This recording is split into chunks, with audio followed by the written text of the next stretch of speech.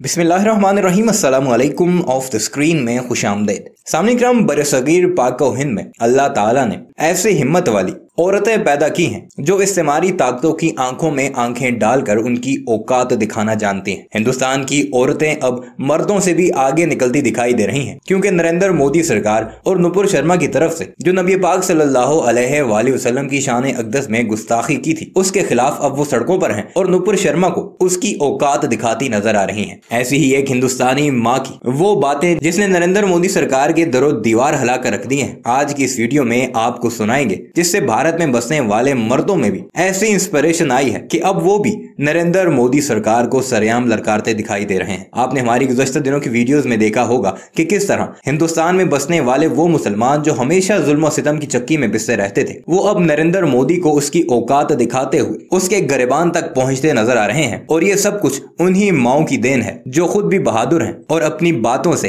अपने नौजवानों और मर्दों में बहादुरी की एक नई रूह फूंकती नजर आ रही है। हिंदुस्तानी माँ ने नुपुर शर्मा को उसकी औकात दिखाते हुए ये कहा कि हमारे ऊपर तुम जुल्म तो करते रहे, हमने बर्दाश्त किया, हमारे सिटीजन एक्ट को तुमने तब्दील किया, हमने फिर भी एहतजाज करके खामोशी इख्तियार की, हर एक मामले पर हमारी खामोशी बरकरार रही, लेकिन नबी सल्लल्लाहु अलैहि वसल्लम की शान में अगर तुमने गुस्ताखी करने की कोशिश की तो तुम्हारी जुबान खींच कर तुम्हारे हाथ में दे देंगे। उस हिंदुस्तानी माँ ने मजीद क्या कहा जिससे नरेंद्र मोदी के चमचों को बेइंतहा तकलीफ है, आइए आपको दिखाते हैं। मगर वीडियो पर आगे बढ़ने से पहले आपसे गुजारिश है कि हमारे इस चैनल को जरूर सब्सक्राइब कीजिएगा और कमेंट सेक्शन में इस औरत के बारे में अपनी कीमती राय का इजहार भी जरूर कीजिएगा।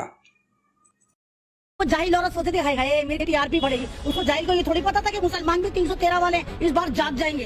भाई आप हमारी मस्जिदों को तोड़ रहे हैं, हम सोचते हैं हम बचा लेंगे, आप हमें गाली दे रहे हैं, हम सोचते हैं हम अपने आप को प्रोटेक्ट कर देंगे। आप हलाल हिजाब हराम मंदिर मस्जिद कर रहे हैं, हमें लगता था कि हम कर लेंगे, लेकिन अगर बात मेरे रसूल पर आएगी तो तुम्हारी जबानों को बुद्धि से खींचकर तुम्हारी हथेलियों पर रख देंगे हम लोग। लेकिन जैसे ही सऊदी अरब ने, ईरान ने, कुवैत ने, कतर ने, दम्माम ने, इवन छोटे से मालदीव ने भी ये कहा कि हम इंडियन चीजों का बॉयकॉट करते हैं, तो मोदी जी की चीखें निकल गई। क्योंकि अब जाहिर सी बात है कुवैत में, सऊदी में आपके हमारे प्रोडक्ट तो बिकते नहीं, वहाँ भी अंबानी और अदानी के प्रोडक्ट हैं। अगर अंबानी और अदानी का बॉयकॉट होता है तो मोदी जी की चीखें निकलनी जाहिर सी बात है, क्योंकि मोदी जी तो इन दोनों ही लोगों को लीड करा रहे हैं भारत में। तो और अब भी देखिए कि नुपुर शर्मा को सिर्फ पार्टी से 6 साल के लिए निलंबित करा गया, हमें क्या मालूम अगले साल हो सकता है या 6 महीने बाद उसको फिर लेकर आ जाए। और दूसरी बात ये देखिए कि नुपुर शर्मा को एक तरह से मोदी जी फॉलो कर रहे हैं, अमित शाह फॉलो कर रहे हैं, और बहुत सारे ऐसे लोग, नितिन गडकरी फॉलो कर रहे हैं, 4 ऐसे बड़े लोग हैं जो अभी भी फॉलो कर रहे हैं। यानी कि कहीं ना कहीं ये अपनी राज दुलारी को, ये नुपुर शर्मा को या एक तरह से प्रोटेक्ट दे रहे हैं। अरे पार्टी से निकालो ना निकालो, हमारे में क्या फर्क पड़ता है, आप उस पर कार्रवाई करें। और जो आपका बुलडोजर, कभी मामा का बुलडोजर, कभी बाबा का बुलडोजर, कभी जिहाद कंट्रोल बोर्ड बन जाता है, तो नुपुर शर्मा की प्रॉपर्टी में बुलडोजर क्यों नहीं चल रहा भाई?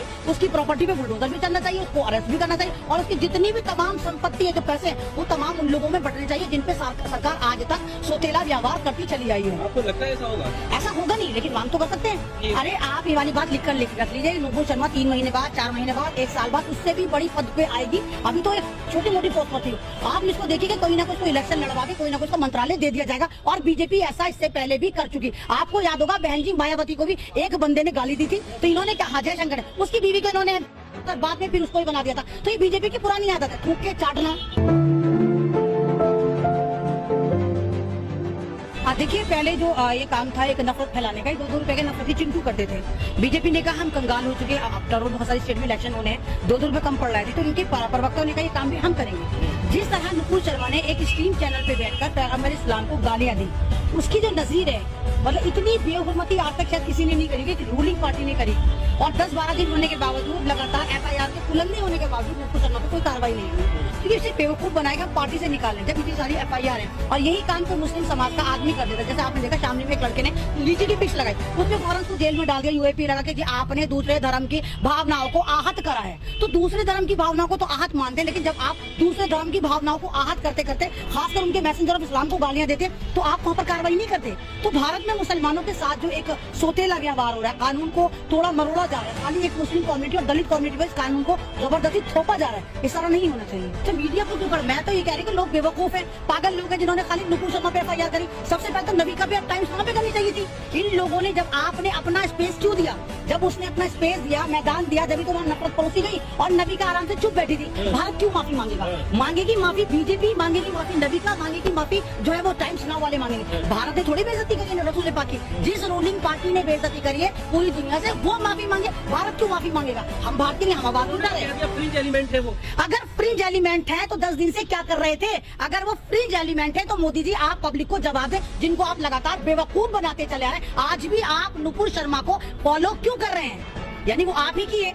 तो ये ड्रामेबाजी है। इनको पता है कि भारत के लोग बहुत बेवकूफ है, जरा सी लॉलीपॉप तो बेवकूफ बन जाते हैं। तो जाहिर सी बात है अरब के देशों को और जानना चाहिए, अरब के देशों को और जानना चाहिए। अगर मुसलमानों की सुनवाई भारत में नहीं हो रही तो मुसलमानों को या तो यूएन में जाना चाहिए या अपने सऊदी अरब की तरह जितने भी इस्लामिक कंट्री उनकी तरफ देखना चाहिए। भारत में तो सुनवाई हो ही नहीं। अब आप देखेंगे कितना वो आपको याद होगा नरसिम्हा स्वारानंद, उसने देखा हाय हाय ये नफरती चिंटू मुझसे आगे चली गई, नंबर 1 पे चली गई। कल उसने भी भौंकना शुरू कर दिया कि हाँ बिल्कुल सही कहा है, ऐसा होना चाहिए वैसा होना चाहिए। तो इनकी तो हौसले वो जग गए, इनको आदत हो गई, नरभक्षी हो गई, इनको खून पीने की आदत हो गई, दूसरे समाज को ठेस पहुंचाने की आदत हो गई। इन पर कार्रवाई होनी चाहिए, नहीं तो सरकार को सत्ता से उठाकर बाहर फेंक देना चाहिए।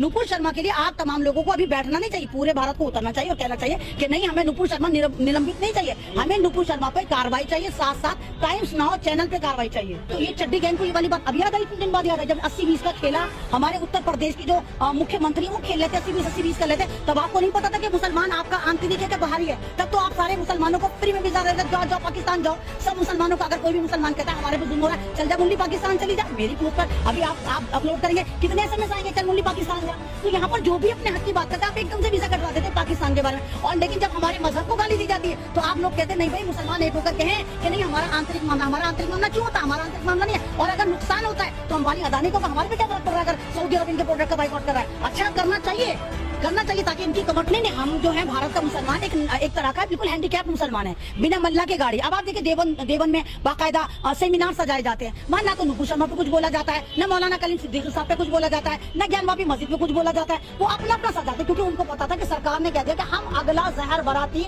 सिविल कोड लेकर आ रहे हैं। अब उन सबको लगा अगर सिविल कोड आ गया तो ये मुसलमानों की जितने भी पॉलिटिकल धर्म गुरु की दुकानें बंद हो जाएंगी, तमाम दुनिया से ज़कातें खैरातें मददें आती वो बंद हो जाएंगी। तो इसलिए उसकी वजह से उन्होंने अपना धर्म संसद सजाया था। जब मुसलमान के धर्म गुरु ही मुसलमानों के साथ नहीं, बड़े लेवल वाले पॉलिटिकल धर्म गुरु साथ नहीं, तो मुसलमान का तो हाल यही होना है। आप कानपुर में देखिए मुसलमानों ने जुमे की नमाज के बाद मार्केट बंद करने को कहा। पुलिस वालों की बर्बरता की आप इंतहा देखिए कि गलियों में भी अगर 12-12 साल का बच्चा जा रहा है उसको पकड़ के जबरदस्त तरीके से उसको लटपेड़ा जा रहा है, उसकी धुलाई करी जा रही है। और जिस तरह मुसलमानों पर एक तरफा कार्रवाई करी गई